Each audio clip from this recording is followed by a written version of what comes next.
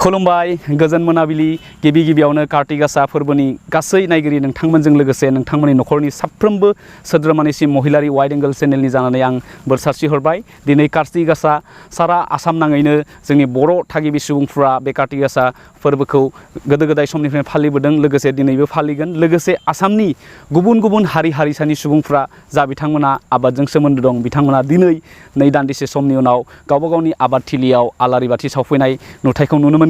लोगोसे बिथांमोननि नखराव जा बाख्रि लोगोसे लांगोना नबथि बेबायदियाव आलारि बाथि सावनानै दिनै बिमा माइनावखौ बरायगोन। बे कार्ति गासा मुंखौ गोबां जायगायावनो गुबुन गुबुन मुङै मिथियो, जेरै जोंनि बरपेटा जिल्लायाव कार्ति गासा, गुबुन गुबुन जायगाफ्राव जेरै माइनाव बरायनाय फोरबो कार्तिक फुजा, काति बिहु बायदिजों बेखौ गोदो गोदायनि समनिफ्रायनो फालिबोदों।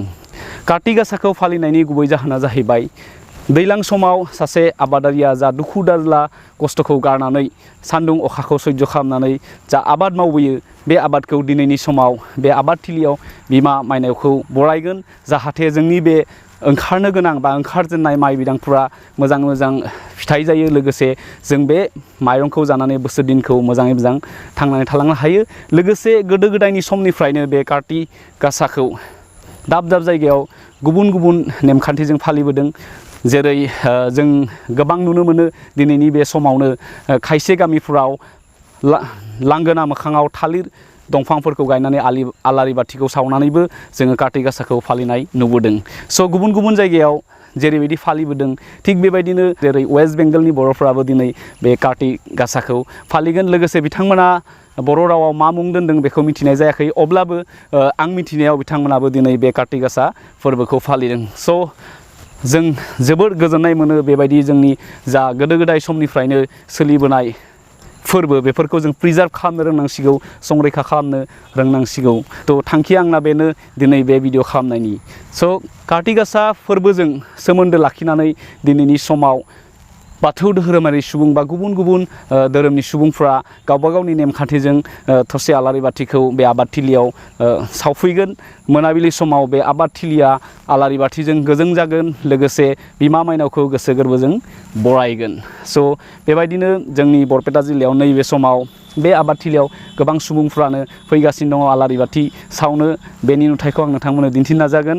स' कार्ति गासा फुजानि सायाव बुंनायाव माबाफोर गेना गोरोन्थि जादोंब्ला नोंथांमोना निमाहा होगोन होनना आं आसा खालामबाय। जोनोम गामिनि दुब्लिबारिनि जा कार्ति गासा सावनायाव आलारि बाथि फोजोंनाय बेनि नुथाय, माखासे नुथायखौ बे ब्लग भिडिअनि गेजेरजों आं नोंथांमोननो दिन्थिनो लादों।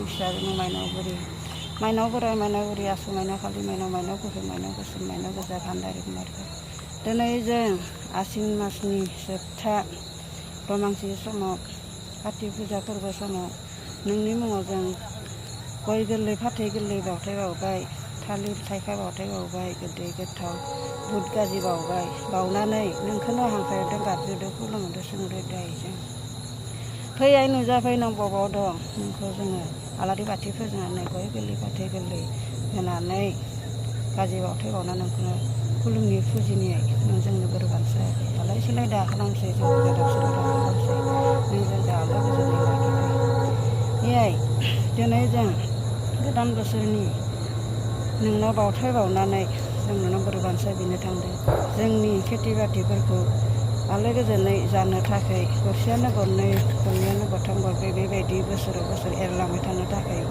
नों बिमाया जोंनो बोर सारस्रिहरदो आरो जेबो माया जानानै एम्फौ एनला जानानै सखा दावथुब जानानै जोंनि माइखौ नोङो गाज्रि मेगनजों नायनानै बेफोर एम्फौ एनला जानानै जानाङा आलो गोजोनै जै मै जानो थाखाय खेथि बाथि जानो थाखाय बोर सारस्रिहरदो दोहोन दोलो जानो थाखाय बोर सारस्रिहरदो बेनि लोगोसे न'खरखौबो गासैखौबो गासै दुखु जेंना बोस्रांनानै आलो गोजोनै लाखिदो बावनाय खिनियावबो गेना गोरोन्थि जानो हागौ मिथिया जों नियम निथि आसार खान्थि थेवबो नोंखौ फुजिदों खुलुमदों जि बावदों रोंनाय ससे सिबिनायखौ नाजावना लादो गोदान बोसोरनि